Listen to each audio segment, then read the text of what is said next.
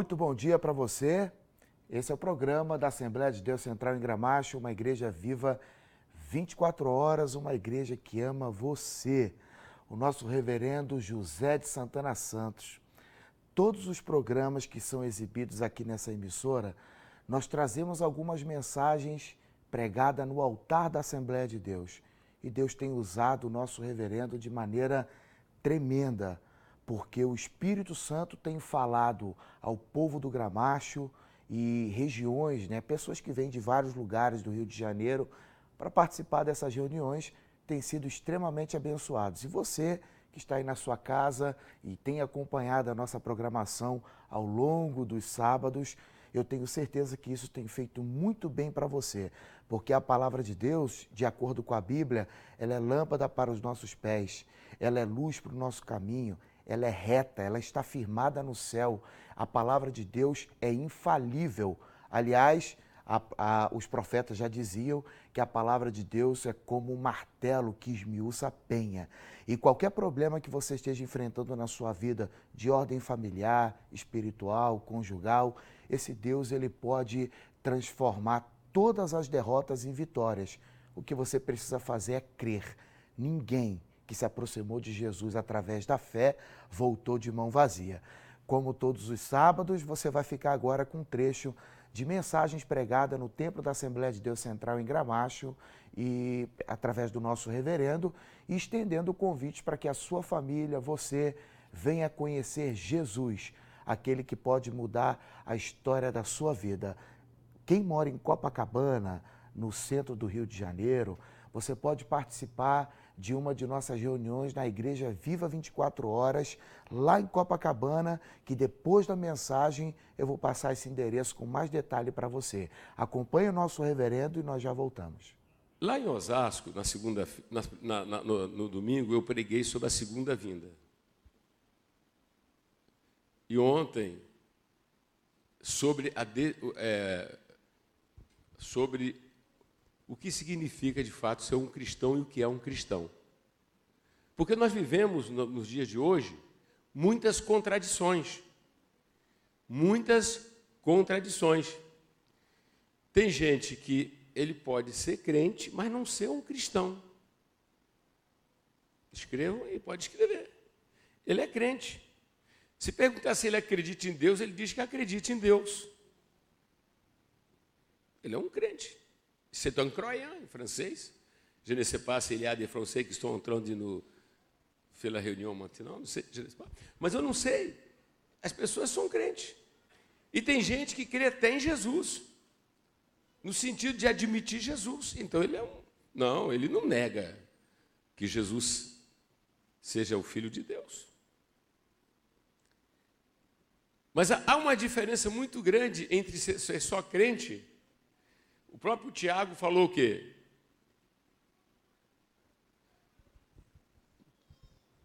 Você crê em Deus? Mas os demônios também acreditam. Acreditam que Deus é um e estremece, mas que crê. Quem está entendendo? Então, a grande revolução é quando você tem apreço pela Escritura. Se você tem apreço pela sua alma, você vai ter que gostar mais da Bíblia. E buscar diretamente, ler a palavra como se ensina aqui na igreja. E aí, então, você é obrigado a recorrer ao livro de Atos dos Apóstolos, quando, pela primeira vez, os que creram de verdade foram chamados cristãos. Então nós temos que ser capazes de perguntar, como eu perguntei lá em Osasco, em que parte da Bíblia aparece o vocábulo cristão? E em que contexto? E aí é um tal de gente procurar, para lá e para cá, porque muitas das vezes não sabe, não marcou, não foi caprichoso, como é em outras áreas, com a sua alma e a sua mente. Entende? E aí, então, nós, com tempo hábil, lemos que é no capítulo 11 do livro de Atos dos Apóstolos. Capítulo 11. Vamos ler, então, esses versículos. Vamos ler, então, esses versículos extremamente preciosos para nós, entendendo o seguinte. Eu só não vou tentar ler todo agora por causa da hora, né? A gente tem um problema na Baixada, lamentavelmente, né? Mas vocês poderiam fazer um esforço de ler em casa, tá? Então, lá no capítulo 11, versículo 25 e 26, diz assim: Partiu Barnabé para Tarso a buscar Saulo, e achando-o, o conduziu para Antioquia. E sucedeu que todo ano se reuniram naquela igreja e ensinaram muita gente. Ponto. Em Antioquia foram os discípulos, pela primeira vez, chamados cristãos. Repita comigo. Em Antioquia foram os discípulos, pela primeira vez, chamados cristãos. Quer dizer, se você atentamente pega o livro de Atos dos Apóstolos, e você vai para o capítulo 1, quando Jesus, depois da sua ressurreição, estava ensinando, ali, até então, não eram vistos desta forma. Correto? Ou o capítulo 2, ou, enfim, você prossegue. Justamente lá em Antioquia, e eles são chamados, é interessante, eles são chamados, quer dizer, eles são reconhecidos como cristãos depois de terem passado por extrema provação, amém? Ao ponto de um dos seus, né, ter sido martirizado.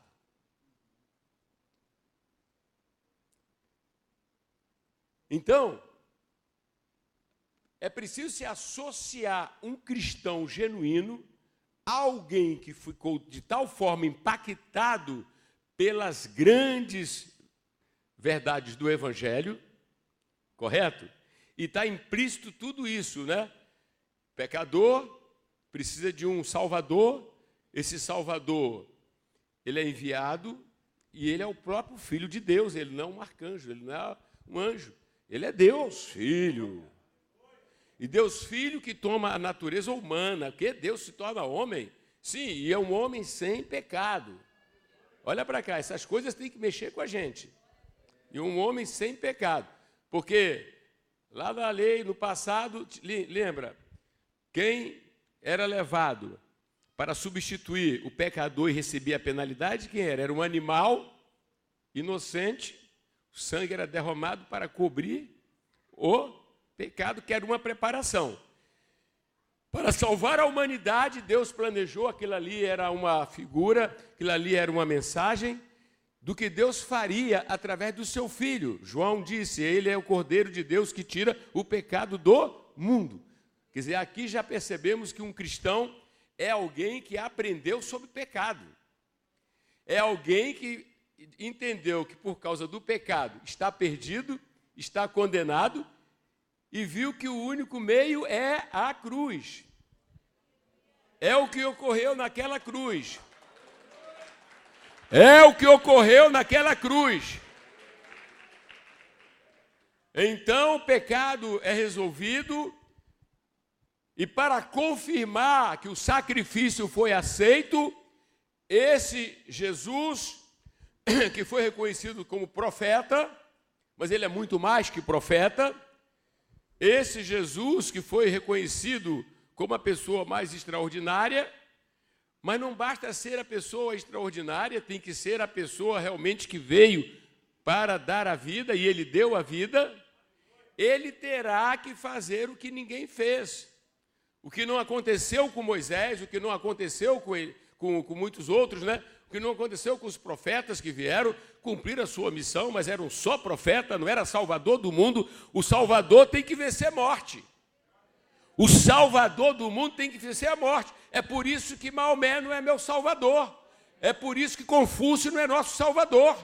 É por isso que Allan Kardec não é nosso salvador. O Papa não é nosso salvador. Nenhum santo que a Igreja Católica venera é nosso padroeiro, é nosso salvador. O único salvador é Ele. Eu vou repetir.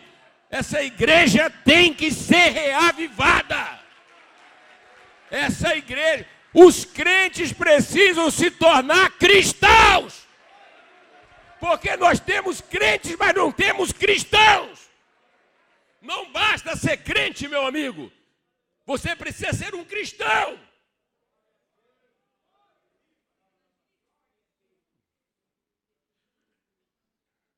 Muita gente é crente, muita gente é evangélico.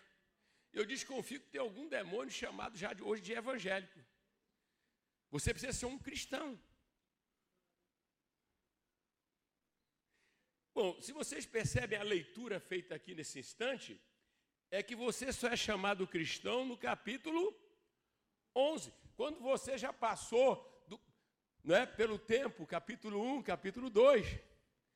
Quando os apóstolos enfrentaram prisão e eram proibidos de falar do nome de Jesus, e não eram covardes como muitos de vocês têm sido no ambiente de trabalho e escola. Foi dito, vocês curaram aquele paralítico, aquele coxo. E os apóstolos disseram, não fomos nós. Foi ele. Porque o paralítico o coxo só se levantou quando dissemos, não temos prata nem ouro, mas o que temos te damos em nome de Jesus, o poder do nome. Eu vou repetir, o poder do nome. Escuta isso, Satanás, o poder do nome.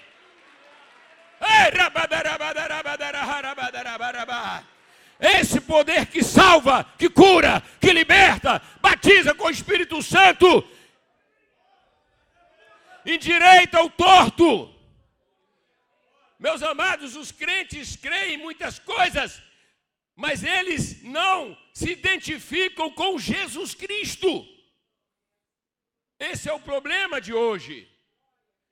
Esse é o grande problema.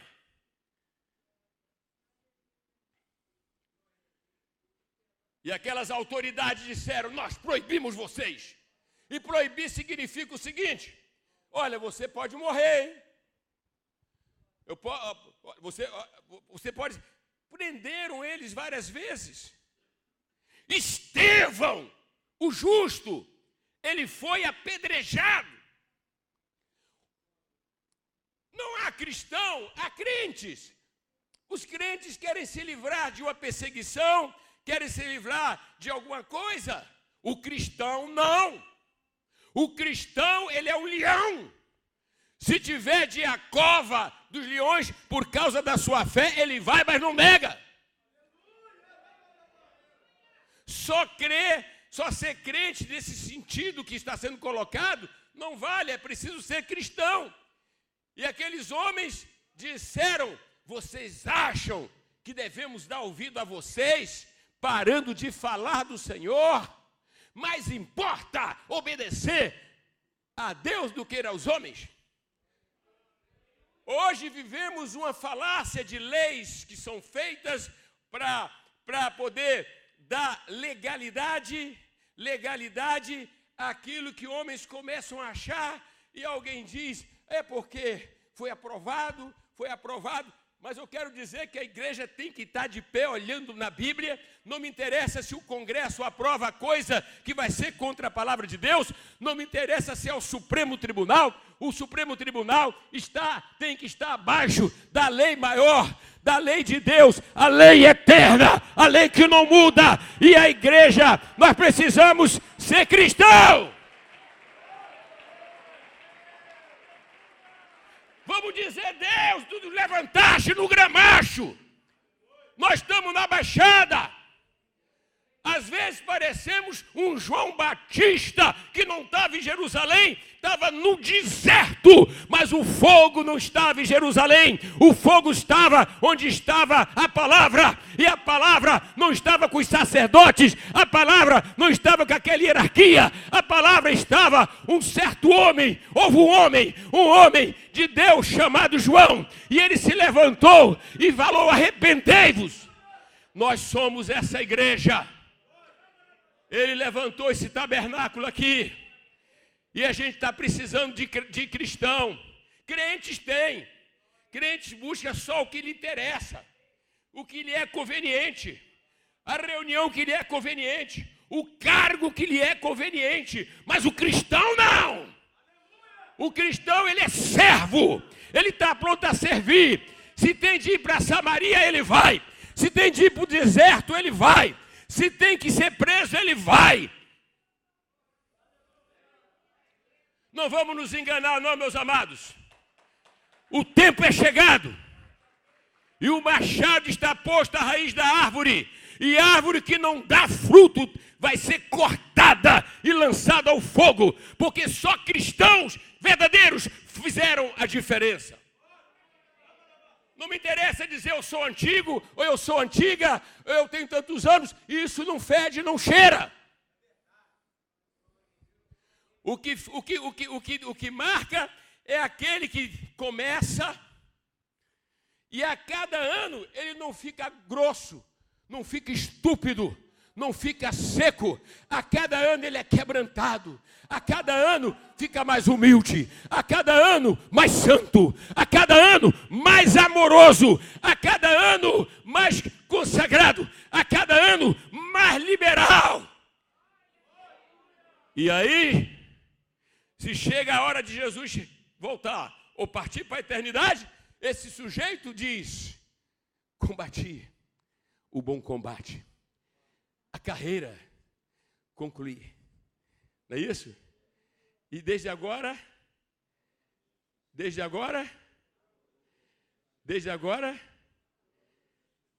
tem a coroa. Cristão, irmão. Estou com problema no casamento, não vou dirigir mais reunião, não. Frescura. Tenho uma dificuldade na minha rua. O síndico do meu prédio, o síndico do teu prédio bota feijão e arroz na tua cozinha? O síndico do teu prédio? Então nós precisamos nos levantar. Reunião na minha casa? Não. Ai. Crente, cristão, vou botar meu joelho no chão. Deus, salva o síndico também. Deus, esse síndico é assim. Mas quem era Saulo? Meus irmãos, vocês terão que tolerar nesse altar homem de Deus pregando como eles pregaram. Aqui não tem um pastor almofadinha que fica acomodado, não. Eu me sinto hoje mais crente do que quando eu cheguei aqui.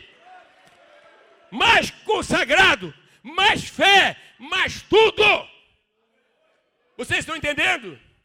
E vocês que vierem são bem-aventurados, porque não vão ouvir aqui, não vão comer aqui palha. Seja eu me levantando para pregar, os pastores, vocês vão ouvir o que está escrito. Agora, se você tem problema com o que está escrito, aí colhe as consequências.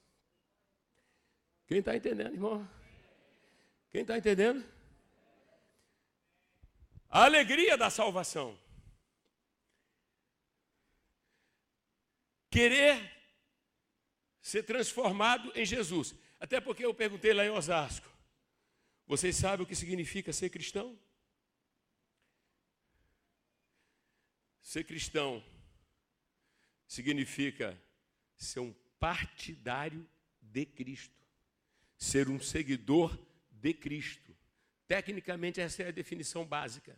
Ser cristão é ser um homem de Cristo, é ser uma mulher de Cristo, identificado com Cristo, identificado na sua morte, identificado na sua ressurreição, e identificado com o quê? Praticante dos seus ensinos. Essa mensagem que você acaba de assistir tem sido mensagens edificantes. O Espírito Santo convida você, junto com o nosso reverendo, pastores e missionários desse ministério, para conhecer Jesus aqui na Igreja Viva 24 Horas, Avenida Daci Vargas, 701, no bairro de Gramacho, Duque de Caxias, aqui no Rio de Janeiro. Você é o nosso convidado especial. Para quem mora no centro e quem mora na zona sul do Rio, estamos nos reunindo ali na Barata Ribeiro, número 99. Pastor Leonardo Miranda, um grupo de obreiros estão aguardando por você e toda a sua família para que vocês sejam abençoados. Escolha ser feliz. Dê uma oportunidade para você mesmo. Não fique apenas na condição de espectador, que gosta do programa, gosta da mensagem. O que vai mudar a sua vida é você tomar um passo de fé. Nós temos registros na Bíblia Sagrada de homens e mulheres que tiveram suas vidas mudadas e transformadas pelo poder da fé. Entre eles, a mulher do fluxo de sangue. Ela estava doente há muitos anos, fez de tudo para conseguir a cura divina. E sabe quando ela alcançou o milagre? Quando ela saiu da sua casa e foi até Jesus e, na hora, o problema dela foi resolvido. Se você quer solução para os seus problemas, Deus, Ele tem a solução, seja qual for a situação difícil que você esteja enfrentando. O programa Mundo Real vai ficando por aqui. Não esqueça, amanhã, domingo, às 9h30 da manhã, na Avenida Daci Vargas, 701, na Assembleia de Deus Central, no Templo Reformado. Nós estamos aguardando por você e toda a sua família. Que Deus te abençoe grandemente e até semana que vem. Shalom.